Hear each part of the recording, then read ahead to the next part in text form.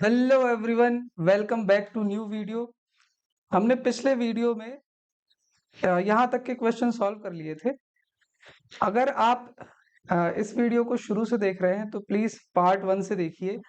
हम यहाँ पर क्या कर रहे हैं, हम क्लास 10th की जितने भी चैप्टर्स हैं उसके आपको सभी इम्पोर्टेंट क्वेश्चंस यहाँ पे सॉल्व करवा रहे हैं।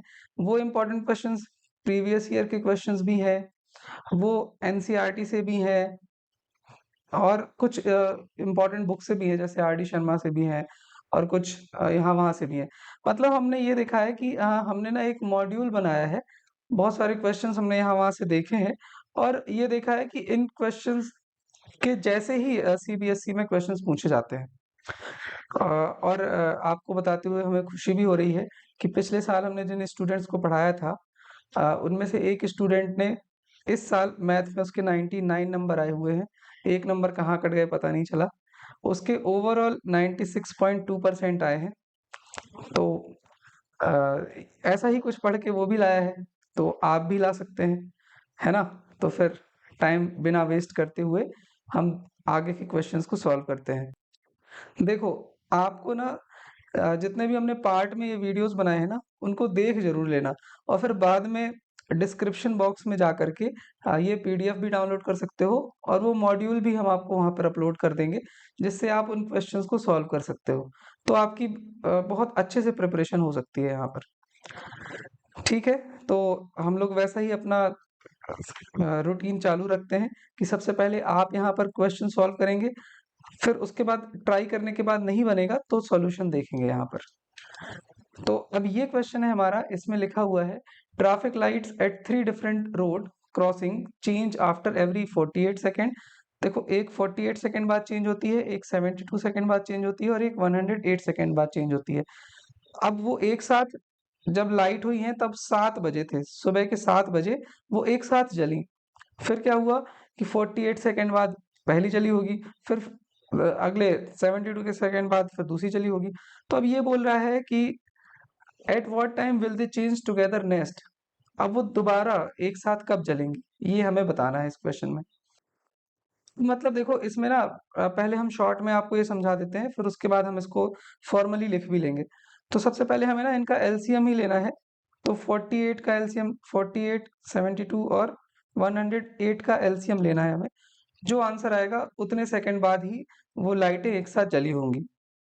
हम इसको यहाँ पर लिख लेते हैं कि first, second and third light change after every 48, 72 and 108 seconds. Traffic lights will change together after every, इन तीनों का ही जो एलसीएम होगा उतने सेकंड बाद वो चेंज होंगी। तो अब हमें क्या करना है, सबसे पहले प्राइम फैक्टराइजेशन की मदद से हमें इनका एलसीएम निकालना है। तो 48 को जब प्राइम फैक्टर्स निकालेंगे तो वो आएगा, ये 24 टाइम्स ये हुआ, फिर ये 12 हुआ, फिर ये 6, ये। तो 48 के जो हमें प्राइम फैक्टर्स मिलेंगे वो हम यहाँ पर लिख लेते हैं। 48 के प्राइम फैक्टर्स होंगे, 2 4 बार आया है, 3 1 बार आया है।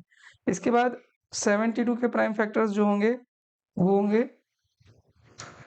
36 टाइम्स और फिर ये 18 टाइम्स, फिर ये 9, फिर ये 3 और फिर ये 1 टाइम्स। तो 72 के प्राइम फैक्टर्स जो आएंगे वो आएंगे 2 की पावर 3 और 3 की पावर 2। ये 72 के प्राइम फैक्टर्स हो गए। इसके बाद अब हमें निकालना है 108 के प्राइम फैक्टर्स। तो देखो इसको, 5 टाइम्स 4 टाइम्स 27 आया, ये। अब 108 के प्राइम फैक्टर्स होंगे 2 की पावर 2 और 3 की पावर 3। ये हमारे प्राइम फैक्टर्स इसके आ गए हैं। तो अब इनका जो एलसीएम होगा वो एलसीएम होगा इनका 48, 72 और 108 का। हर प्राइम फैक्टर की हाईएस्ट पावर देखनी होती है। तो 2 की हाईएस्ट पावर कितनी है, 4। 3 की हाईएस्ट पावर कितनी है, 3।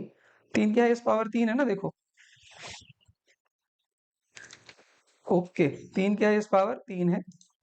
इसके बाद अब हमारा जो एलसीएम होगा वो कितना हो जाएगा, तो 2 की पावर 4 करेंगे तो 2 इंटू 2 4, 2 दूनी 4, दूनी 8, फिर 16, 16 आ जाएगा ये। और फिर ये 27, 16 और 27 का मल्टीप्लिकेशन कर लेंगे तो वो आएगा 432 सेकेंड्स। मतलब ये जो ट्रैफिक लाइट्स हैं वो एक साथ 432 सेकेंड्स बाद ही जलेंगी। तो अब हमें तो ये बताना ना कि कितने टाइम बाद एक साथ जलेंगी वो। तो हम यहाँ पर लिख लेते हैं 432 सेकेंड्स मतलब कितना होगा, 432 सेकेंड्स इक्वल 432/60 मिनट्स। देखिए हमने ना इसको मिनट्स में चेंज कर लिया है, तो जब हम 432 को मिनट्स में चेंज करेंगे तो क्या करना पड़ेगा हमें, 432 को 60 से डिवाइड करना पड़ेगा। तो फिर ये कितनी बार जाएगा, 7 टाइम्स, 12 रिमाइंडर आ गया। मतलब क्या है कि 7 मिनट 12 सेकेंड आया है ना, 7 मिनट पूरे पूरे हो गए, 12 सेकेंड रह गए।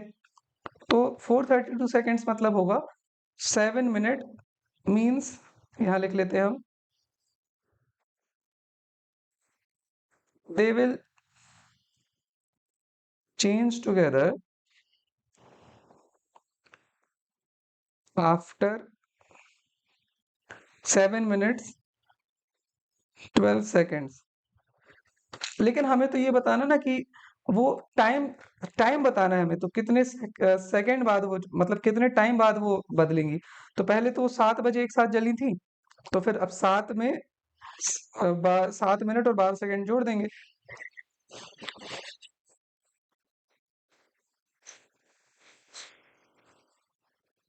दे विल चेंज एट 7 में, ये इतने सुबह है ना, तो यहाँ पे एम और लिख देते हैं, ये हमारा आंसर हो जाएगा। सुबह 7:12 पर वो एक साथ चेंज होंगी। होपफुली आपको ये क्वेश्चन समझ आया है। कुछ दिक्कत हो तो आप हमसे पूछ सकते हैं, और अगर इसका स्क्रीनशॉट लेना हो तो ले सकते हैं, ये इसका स्क्रीनशॉट ले सकते हैं आप। अब हम देखते हैं नेक्स्ट क्वेश्चन। नेक्स्ट क्वेश्चन है हमारे पास, a fruit vendor has 990 apples and 945 oranges. He packs them into baskets. Each basket contains only one of these fruits, but in equal number. But the number of fruits to be put in each basket in order to have minimum number of baskets. मतलब find करना है हमको, हमें ये find करना है कि एक बास्केट में कम से कम कितने फ्रूट्स रखे जाएं कि सभी फ्रूट्स को हम रख पाए मतलब। तो ये कैसे फाइंड होगा, अगेन इसको भी आपको ट्राई करना है, बाकी हम तो यहाँ सॉल्व कर ही रहे हैं। तो नंबर ऑफ एप्पल्स कितने हैं हमारे पास, 990, और नंबर ऑफ ऑरेंजेस कितने हैं, ऑरेंजेस हमारे पास 945, यस 945। तो अब हमें ये बताना है कि find the number of fruits to be put in each basket, हर बास्केट में कितने फ्रूट रखे जाएं in order to have minimum number of baskets, ताकि बास्केट्स कम से कम हो। मतलब ये है कि हमें ये देखना है कि इन दोनों का HCF कितना होगा।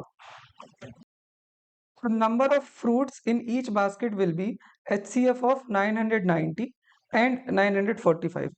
अभी ये क्यों है, HCF ही क्यों लिया, आप हमें बताइए प्लीज।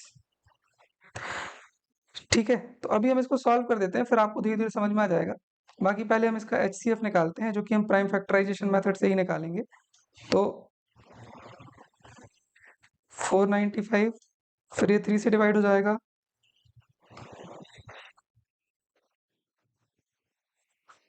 5 से डिवाइड हुआ, और फिर ये लास्ट में 11। इसके बाद 945 भी है, इसके भी प्राइम फैक्टर्स निकालने हैं। तो 3 से डिवाइड हो जाएगा, फिर से 3 से, फिर 3 से,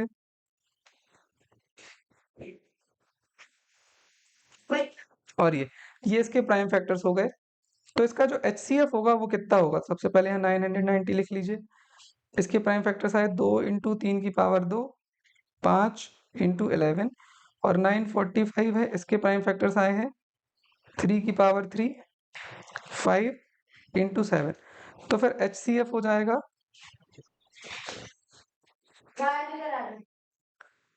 हर प्राइम फैक्टर का लोवेस्ट पावर, 2 की लोवेस्ट पावर 2 है, 3 की लोवेस्ट पावर 2, दोनों में कॉमन नहीं है तो दोनों को इंक्लूड नहीं कर सकते हैं, 2 को 3 को कर सकते हैं, 3 की पावर 2 और 5।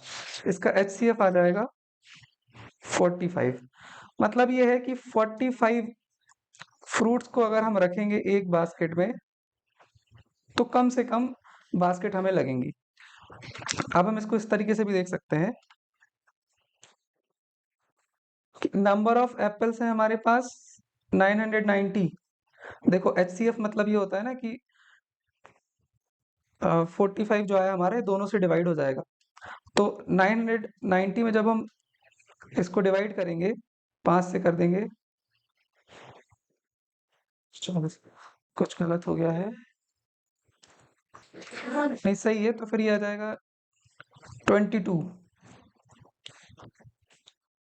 मतलब ये है कि जो एप्पल्स हैं उनको रखने के लिए 22 बास्केट्स लगेंगी। इसी तरीके से जो ऑरेंजेस हैं उनको रखने के लिए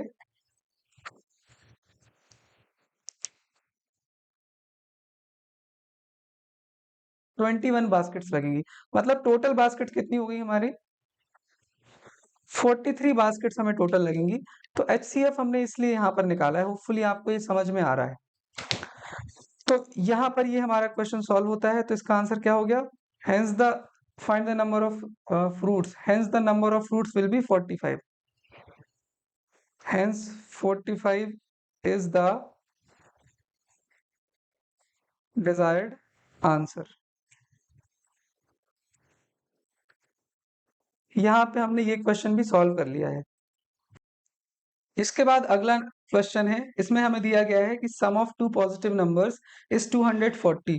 दो पॉजिटिव नंबर है हमारे पास। हम मान लेते हैं कि एक है 15x। देखो, एक को हमने मान लिया है 15x, और दूसरा पॉजिटिव नंबर जो है उसको हमने मान लिया है 15y। तो ये हमारे दो पॉजिटिव नंबर हो गए हैं। अब हमने दोनों का अगर हमने सम किया तो 15x 15y का सम जो है वो 240 आएगा। तो अभी आपके मन में यही क्वेश्चन आ रहा होगा कि 15x 15y ही क्यों लिया हमने? क्योंकि इसमें ये भी दिया गया है कि दो नंबर्स जो है जिनका HCF 15 है। तो दो नंबर जिनका 15 हो, HCF 15 हो, वो 15x 15y होंगे जिनका HCF 15 होगा। ठीक है, इनका हम HCF निकाल के भी दिखा देते हैं आपको। अब ये किससे डिवाइड होंगे? दोनों 3 से डिवाइड होंगे तो यहाँ 5x आ जाएगा, ये 5y आ जाएगा, और ये 5 से डिवाइड होगा तो यहाँ x और y आ जाएगा। तो 3 इंटू 5 मीन्स 15। तो अब बात ये है ना कि जो x और y है ना, ये किसी भी एक नंबर से डिवाइड नहीं होना चाहिए। देखो, अगर मान लो हमने एक्स वाई, इसको एक बार हम और समझते हैं अच्छे से। अगर मान लो एक्स मान लो हमारा 3 होता और वाई हमारा 6 होता मान लो, तो हमने नंबर माने हैं 15x और 15y। तो नंबर हमारे बन जाते, 15 में 3 का मल्टीप्लिकेशन करेंगे तो 45, क्योंकि x बराबर 3 माना था, और y का हो जाएगा 15 इंटू 6 मतलब 90। अब 45 और 90 का जब हम HCF निकालेंगे तो वो 15 नहीं आएगा, वो ज्यादा आएगा। देखो हम करके दिखाते हैं। ये 3 बार 15 से डिवाइड होगा और ये 6 बार 15 से डिवाइड होगा। अब ये 3 से और डिवाइड हो जाएंगे तो 1 2 बचेगा। अब ये किसी भी एक नंबर से डिवाइड नहीं होते, मतलब 1 और 2 का कोई कॉमन फैक्टर नहीं है 1 के अलावा। तो इसका जो HCF होगा वो 15 इंटू 3 मतलब 45 होगा। तो ये इस तरीके से नहीं बनेगा 15 HCF। 15 HCF तभी बन सकता है जब x और y जो हैं वो को प्राइम नंबर हो। ये बात हमें समझनी पड़ेगी। को प्राइम नंबर क्या होता है? कोई भी, जैसे मान लो 1 3 हमने सिखाया हुआ है को प्राइम, जैसे 4 5 जिनका कॉमन फैक्टर ना हो कोई भी, जैसे 4 5 है, इनका कोई कॉमन फैक्टर नहीं है। जैसे 3 6 है, इनका एक कॉमन फैक्टर है 3। 3 से ये भी डिवाइड हो जाता है, 3 से ये भी डिवाइड हो जाता है, तो ये को प्राइम नंबर नहीं है। तो होपफुली ये आपको समझ में आ रहा है। नहीं आ रहा है तो फिर आप बता सकते हैं। बाकी हम इसको अब सॉल्व करते हैं इस क्वेश्चन को अच्छे से। चलो अब इसको हम लिख लेते हैं एक बार। तो let two numbers are 15x and 15y where x and y are co prime numbers. देखो, अभी 15x और 15y का हम HCF निकालेंगे तो 15 आएगा, और x और y जो है वो को प्राइम नंबर होना चाहिए। तो अब अब हम अकॉर्डिंग टू द क्वेश्चन अगर हम देखें तो हम यहाँ लिखते हैं अकॉर्डिंग टू द क्वेश्चन। अब हमें दिया गया है कि अगर इन दोनों नंबर्स को हम सम करेंगे, मतलब 15x प्लस 15y हम करेंगे, जब 15x प्लस 15y जब हम ये करेंगे तो हमें 240 मिलेगा। ये हमें क्वेश्चन में दिया गया है। तो अब हम यहाँ पर और भी चीजें हैं, अब हम इसको सॉल्व करते हैं जरा। तो यहाँ 15 कॉमन ले लेंगे हम लोग, तो यहाँ बचेगा x प्लस वाई, और ये हो गया 240। अब x प्लस वाई हमारे यहीं लिखा रहेगा, और 15 हमारा मल्टीप्लाई में है तो राइट में जाएगा, तो फिर ये डिवीजन में चला जाएगा। तो 240 में 15 का डिवीजन हम करेंगे तो कितना आएगा, 16। 16 आएगा, तो ये x प्लस वाई बराबर हमारा हो गया 16। तो अब देखो, अब वही है ना कि हमने x और y को क्या माना है, x और y को हमने को प्राइम नंबर माना है। तो कौन कौन से ऐसे नंबर हैं जिनका सम 15 होता है, देन पॉसिबल पेयर्स आर। देखो कौन कौन नंबर है जो को प्राइम भी हो और जिनका सम भी 16 हो। तो देखो 1 से शुरुआत करते हैं, तो एक हो गया 1, तो दूसरा हो गया 16, 15, 1 और 15, तभी तो इनका सम 16 होगा। अब हम दूसरा नंबर लेते हैं, तो दूसरा नंबर हमने ले लिया 2, और फिर 2 में हम 14 जोड़ेंगे तभी तो 16 बनेगा। लेकिन आप ही बताइए, 2 और 14 जो लिखा है, 2 और 14, क्या ये को प्राइम नंबर है? को प्राइम नहीं है, क्योंकि 2 और 14 जो है दोनों का कॉमन फैक्टर 2 तो है ही, तो ये हम पेयर नहीं ले सकते। इसी तरीके से 3 और 12, क्या ये ले सकते हैं हम? आंसर है 3 12 में 3 13, तभी तो 16 होगा। 3 13 ले सकते हैं क्योंकि ये को प्राइम नंबर है। अब इसके बाद आया 4 और 12, क्या हम ले सकते हैं? नहीं ले सकते हैं, क्योंकि दोनों को प्राइम नहीं है, इन दोनों का कॉमन फैक्टर है 4। अब 5 और 11, हाँ हम ये ले सकते हैं क्योंकि ये को प्राइम नंबर है। इसी तरीके से अब यहाँ 6 और 10 ये नहीं ले सकते, क्योंकि इन दोनों का कॉमन फैक्टर है 2, तो ये भी गलत हो गया। इसके बाद 7 और 9, क्या ये हम ले सकते हैं? यस, 7 9 लिया जा सकता है, ये को प्राइम नहीं है। इसके बाद आता है 8 8, ये तो नहीं ले सकते क्योंकि ये को प्राइम नहीं है, दोनों का 8 है कॉमन फैक्टर। फिर उसके बाद जब हम 9 में आ जाएंगे तो 9 7 फिर ये रिपीट होने लगेगा, मतलब 9 7 आएगा, फिर उसके बाद 11 5 आएगा, तो ये तो वही बात हो गई ना ये। तो अब रिपीट थोड़ी करेंगे हम। तो मतलब पॉसिबल पेयर्स जो हमारे बनेंगे वो बनेंगे 115, इसके बाद है हमारे पास 313, फिर इसके बाद है हमारे पास 515 एंड 7 9, ये हमारे पॉसिबल पेयर्स बनेंगे। Hence there are 4 pairs of numbers satisfying the given condition, ये हम आंसर लिख देंगे। तो हम फाइनली इस आंसर को ऐसे कंक्लूड कर देंगे, hence there are 4 pairs of numbers satisfying the given condition. यहाँ पर ये क्वेश्चन हो जाता है कंप्लीट। ये बहुत इंपॉर्टेंट क्वेश्चन है, बहुत अच्छा क्वेश्चन है, ये आपको समझना चाहिए अच्छे से। अगर नहीं समझ आया है तो आप बता सकते हैं। इसके बाद नेक्स्ट क्वेश्चन है हमारे पास, explain why 7 into 11 into 13 plus 13, और दूसरा भी हमें दिया गया है ये नंबर भी। तो आर कंपोजिट नंबर्स हमें दिया गया है कि ये कंपोजिट नंबर्स हैं, पर क्यों है कंपोजिट नंबर, ये हमें बताना है। तो देखिए, कंपोजिट नंबर ऐसे नंबर होते हैं ना जिनके 2 या 2 से ज्यादा फैक्टर्स होते हैं, है ना? मतलब मल्टीप्लाई में कुछ आए, जैसे मान लो 3 इंटू 3 आ गया, तो ये कंपोजिट नंबर है, क्योंकि 2 फैक्टर आ गए ना। जैसे 9 है, तो 9 को 3 इंटू 3 लिखा जा सकता है, मतलब 2 फैक्टर होगा इसके, और 1 तो सबका फैक्टर होता ही है। तो 2 फैक्टर हो या 2 से ज्यादा हो, मतलब ऐसे 9 है तो इसका 1 हो गया, एक 3 हो गया, एक 9 हो गया, तो हर नंबर के 2 फैक्टर तो होते ही है ना। जैसे 1 और 7, 7 के 2 फैक्टर तो है ही, 1 और 7, लेकिन तीसरा भी फैक्टर चाहिए। एटलीस्ट 3 फैक्टर होने चाहिए कंपोजिट होने के लिए। फिर से हम समझते हैं, आप खुद बताना इसको। आप ही बताओ 13 कंपोजिट है कि नहीं है? वैसे हम ये पहले पढ़ा चुके हैं अर्लियर पार्ट्स में, लेकिन फिर भी रिवाइज करने के लिए है ये। तो 13 जो है ये कंपोजिट नहीं है, क्योंकि इसके 2 ही फैक्टर हैं, 1 और 13, इसके अलावा कोई फैक्टर ही नहीं है इसका। अब अगर हम 12 की बात करें तो 12 तो है कंपोजिट, क्योंकि 1 है, 2 है, 3 है, 4 है, 12 है, इसके तो 5 फैक्टर्स हैं, तो ये कंपोजिट नंबर है। अब आपके लिए एक क्वेश्चन है, सबसे छोटा ऑड कंपोजिट नंबर कौन सा है? सबसे छोटा ऑड कंपोजिट नंबर बता दिया, सही बताना। नहीं बता पाए हो तो इसका आंसर है 9। 3 कंपोजिट नहीं है, 5 कंपोजिट नहीं है, 7 कंपोजिट नहीं है, सबसे छोटा ऑड कंपोजिट नंबर 9 है, क्योंकि इसका 1 3 और 9 3 फैक्टर हैं इसके। ठीक है, बाकी सबके 2 2 हैं। तो होपफुली कंपोजिट तो समझ गए हैं आप। तो अब यहाँ पर हम इस क्वेश्चन को सॉल्व करते हैं। जैसे यहाँ लिखा हुआ है ना 7 इंटू 11 इंटू 13 प्लस 13, तो इतने पूरे का ना हमें दो से ज्यादा फैक्टर्स इसके करने हैं हमें। तो सबसे पहले हम देखो, ये एक नंबर है, ये दूसरा नंबर, इन दोनों में हम 13 कॉमन ले सकते हैं। 13 कॉमन लेंगे जब, तो यहाँ बचेगा 7 इंटू 11 और यहाँ पे बचेगा 1। ठीक है, सिंपल है यहाँ तक। अब इसके बाद 13, अब 7 इंटू 11 करेंगे तो 77 प्लस 1। ठीक है, अब ये आया 13 इंटू 78।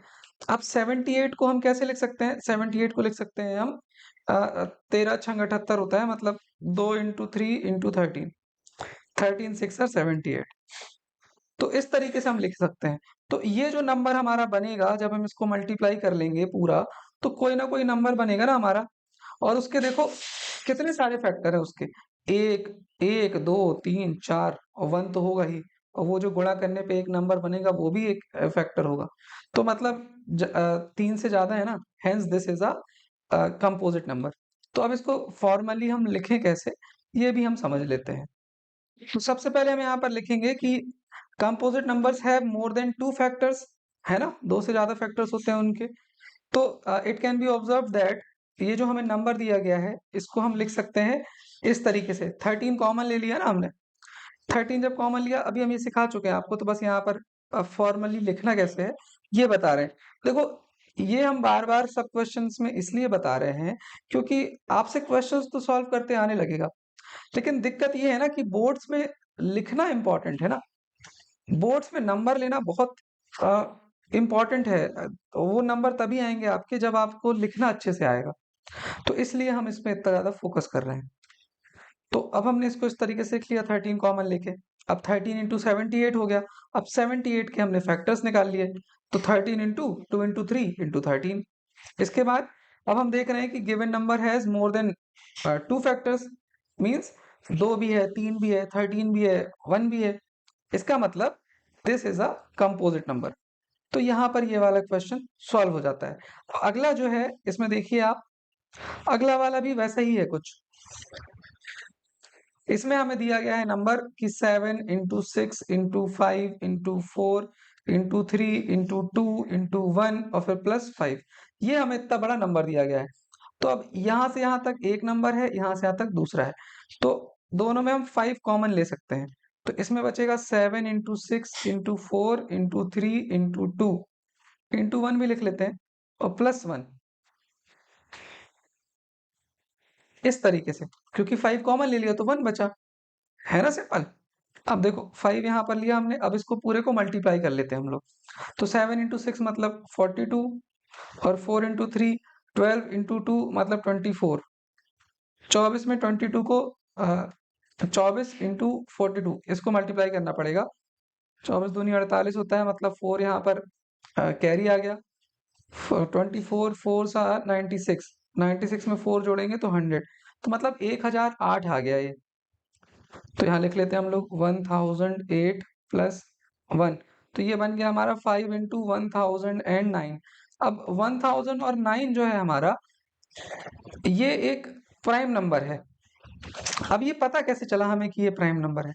तो इसको चेक करने के लिए ना हम सबसे पहले देखेंगे कि 1009 के आसपास कंप्लीटली कौन सा ऐसा नंबर है जिसका कंप्लीट स्क्वायर रूट हम निकाल सकते हैं। जैसे 1000 है, इसका कंप्लीट स्क्वायर रूट हम निकाल सकते हैं।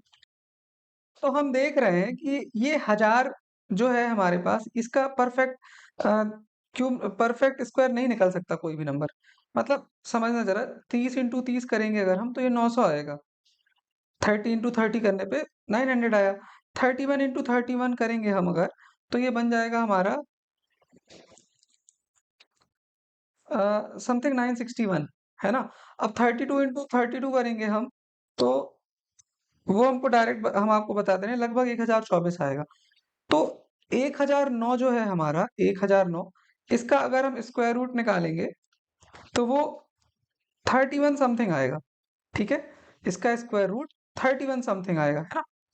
तो मतलब ये है ना कि हमें अगर चेक करना है कि ये प्राइम नंबर है कि नहीं है, 1009 प्राइम नंबर है कि नहीं है, तो हमें 31 के पहले के पूरे नंबर से चेक कर लेना है कि ये डिविजिबल है कि नहीं। ठीक है, अगर ये 31 के पहले किसी भी नंबर से डिवाइड होता है तो इसका मतलब है कि ये प्राइम नंबर नहीं है, और अगर 31 के पहले जितने भी नंबर्स हैं उनसे किसी से भी डिवाइड हो गया तो ये प्राइम नंबर नहीं होगा, और नहीं हुआ डिवाइड तो मतलब होगा, है ना, समझ रहे होगे आप आइडिया। तो अब हम 1009 को चेक करेंगे कि क्या ये किसी भी नंबर से डिवाइड होता है, 31 के अंदर के सभी नंबर। तो 3 से डिवाइड नहीं होगा क्योंकि 9 + 1 10 होता है, 10 3 से डिवाइड नहीं होता है, तो ये 1009 भी नहीं डिवाइड होगा। इसके बाद 4 से तो कर ही नहीं सकते, इवन नंबर से तो होगा ही नहीं क्योंकि लास्ट में इवन नंबर है ही नहीं, है ना। तो इसके बाद अब आता है 5, 5 से नहीं हो सकता क्योंकि 5 से होने के लिए लास्ट में 0 या 5 होना चाहिए। अब 7, 7 से एक बार चेक कर लेते हैं इसको। तो 7, 7 1 ज़ा 7, फिर 3 आया यहाँ पर, तो 4 2 बचेगा, तो 29 7 में नहीं आता है, मतलब 7 से डिवाइड नहीं होता है। 9 से भी डिवाइड नहीं होगा, क्यों? क्योंकि इसका सम जो है ये 9 से डिवाइड नहीं हो रहा है, हमने आपको डिविजिबिलिटी में सिखाया था। अब 11, 11 से चेक कर लो, 11 9 ज़ा 99 और 1 11 से भी नहीं हो रहा। इसी तरीके से 13 से भी नहीं हो रहा। तो बस हमें ना 31 के अंदर के सभी नंबर से चेक करना पड़ेगा। अब आपके मन में अगर आ रहा हो कि यार हम इतना बड़ा प्रोसेस करना पड़ेगा, तो हाँ यार, करना पड़ेगा, और ये जल्दी तब होगा जब आप इसको प्रैक्टिस करेंगे ज़्यादा से ज़्यादा, ठीक है? तो 1009 जो है वो प्राइम नंबर नहीं है। प्राइम नंबर है, मतलब 1009 प्राइम नंबर है। तो हम यहाँ पर 1009 लिख ही दे रहे हैं। लेकिन अब वही बात है ना कि 1009 को हम 5 से मल्टीप्लाई कर देंगे तो आएगा, देखो इतना। तो ये नंबर जो है ना, इसके 2 फैक्टर तो हमें पता है ना। देखो, एक है 5, एक है 1009, एक फैक्टर इसका 1 भी होगा और एक फैक्टर इसका ये भी होगा। मतलब ये तो प्राइम नंबर हो गया ना, 2 से ज़्यादा फैक्टर हो गए इसके। तो बस हम इसमें भी यही लिख देंगे कि hence the given number has more than 2 factors. आई मतलब क्या-क्या है इसके फैक्टर्स? एक 5 है, 1009 है। 3 फैक्टर तो हो ही गए ना, 2 से ज़्यादा फैक्टर हो गए, मतलब ये नंबर कैसा हो गया? ये नंबर कंपोजिट नंबर हो गया, ठीक है? होपफुली आपको ये समझ आ रहा है। नहीं आ रहा है तो एक बार बता सकते हैं कमेंट में, हम आपको फिर से समझा देंगे। तो अब वही बात है कि इसको फॉर्मली लिखें कैसे? तो फॉर्मली लिखना इसी तरीके से जैसे हमने ये बगल वाला कराया है, तो हम डायरेक्ट इसको सॉल्यूशन दे दे रहे हैं आपको, तो आप देख लीजिएगा। हमने इसको सिमिलरली करके यहाँ पर कर दिया है सॉल्व। अब इसको देखो, फिर से हम आपको बता दे रहे हैं कि अगर कोई नंबर प्राइम है कि नहीं है, ये चेक करना है आपको। जैसे 1009 जो है हमारा, ये प्राइम है कि नहीं है हमें चेक करना था, तो हम इसका लगभग स्क्वायर रूट निकालते हैं जो कि 31 पॉइंट समथिंग आएगा, और 31 के पहले के जितने भी नंबर्स हैं उनसे डिविजिबिलिटी चेक कर लेते हैं। अगर उनसे किसी से भी डिवाइड हो गया तो ये प्राइम नहीं है, अगर नहीं हुआ तो ये प्राइम है। इतनी सी बात है। वैसे हम आपको थोड़ा कुछ एक्स्ट्रा भी बताना चाहेंगे यहाँ पर, कि जो 4 डिजिट का सबसे छोटा नंबर है जो कि प्राइम है, वो 1009 ही है। मतलब 1009 ही एक 4 डिजिट का सबसे छोटा प्राइम नंबर है। मतलब 1001 जो है ये 7 से डिविजिबल हो जाता है, हम एक बार चेक भी कर लेते हैं। यस, ये 7 से डिविजिबल हो जाता है 1001। हम आपको यहाँ पर लिख के ही दे देते हैं ताकि आपको थोड़ा और कुछ समझ में आ जाए। तो ये 1 यहाँ 7 चौको 28 और फिर 2 7 3 21। अब ये 11 से भी डिवाइड हो जाता है, मतलब 11 और 3 और ये 13, मतलब इसके फैक्टर 7, 11 और 13 हैं। इसी तरीके से अब 1002 तो ऑब्वियसली हम जानते हैं कि लास्ट में इवन नंबर है, मतलब है प्राइम नंबर नहीं है ना। अब 1003 ये प्राइम है कि नहीं है, आप ही बताइए। 1003 भी प्राइम नंबर है, नहीं है, मतलब 1003 भी प्राइम नंबर नहीं है। देखो किससे डिवाइड हो रहा है ये 17 से डिवाइड हो जाता है। 17 पंच 65, 17 छक्का 102, मतलब 17 पंचे 85 होता है, और फिर 15 17 नाम 153, मतलब 17 और 59 इसके प्राइम फैक्टर्स जो है वो 17 और 59 है। देखिए आप, 2 से ज्यादा फैक्टर्स है ना इसके, मतलब ये कंपोजिट नंबर है। इसी तरीके से 1007 ये प्राइम है कि नहीं, इसका भी हम यहाँ पर कर लेते हैं एक बार प्राइम फैक्टराइजेशन। ये 19 से डिवाइड हो जाता है। 19 से कितनी बार डिवाइड होगा? 19 पंचे 5 बार डिवाइड हो जाएगा, 95। तो 5 आया, तो 19 30 57। यस, तो 19 और 53 इसके फैक्टर्स आए, 19 और 53, 19 एंड 59। 9953। तो मतलब आप देख सकते हैं यहाँ पर कि जो शुरू के जो हमें ये नंबर दिख रहे हैं ना 1001, 1003 और 1007, ये देखने में लगते हैं कि ये प्राइम होंगे, लेकिन ये प्राइम नहीं है। ये समझिएगा। सबसे छोटा जो प्राइम नंबर है 4 डिजिट का, वो 1009 है। इसको आप पहचान भी सकते हैं और हमने जो आपको ट्रिक बताई उससे भी कर सकते हैं। ये थोड़ा डिटेल में हम इसीलिए जा रहे हैं ताकि आप और ईज़िली इन क्वेश्चंस को सॉल्व कर पाएँ, है ना? थोड़ा तो देखना पड़ता ना। तो होपफुली आप इनको समझेंगे। हम इसको यहाँ से मिटा दे रहे हैं। इसके बाद अगला क्वेश्चन है हमारे पास, वैसा ही क्वेश्चन है, ये भी बिल्कुल ईज़ी है। Explain why 3 into 5 into 7 plus 7 is a composite number. ये आप कर लेंगे, है ना? फिर भी हम यहाँ लिख दे रहे हैं इसको एक बार। आपसे ये क्वेश्चन बन गया होगा, लेकिन फिर भी हमने यहाँ पर इसको सॉल्व कर दिया है एक बार, तो इसको आप देख लेना। इसके बाद हम नेक्स्ट क्वेश्चन हम देखते हैं। बहुत ही ईज़ी थे ये वाले क्वेश्चन। अब देखो यहाँ पर एक क्वेश्चन ऐसा आ रहा है जो कि हर बार पेपर में आता ही है। मतलब बहुत ज़्यादा प्रोबेबिलिटी है इसकी कि इस तरीके के क्वेश्चन आएँगे। या तो हमें प्रूव करने को आएगा कि √3 को इर्रेशनल प्रूव करिए, या तो √5 को इर्रेशनल प्रूव करिए। तो जितने भी इस तरीके के क्वेश्चन आते हैं ना, वो हम आपको सब करा दे रहे हैं। तो √3, √5 ये सब सेम तरीके से होंगे। इसके बाद इस टाइप के क्वेश्चन भी आते हैं जो हमने यहाँ पर स्क्रीन में दिखाया अभी। तो ये भी है, ये भी है। हमारे पास सब टाइप के क्वेश्चन हैं। ये हम आपको सब सिखाते हैं। लेकिन हमारे ख्याल से इस वीडियो में काफ़ी हो गया है। तो ये वाले जो क्वेश्चन है ना, हम आपको ये अगले पार्ट में सिखाएँगे। तो तब तक के लिए हैव अ गुड डे। पढ़ते रहिए इसी तरीके से। Bye bye.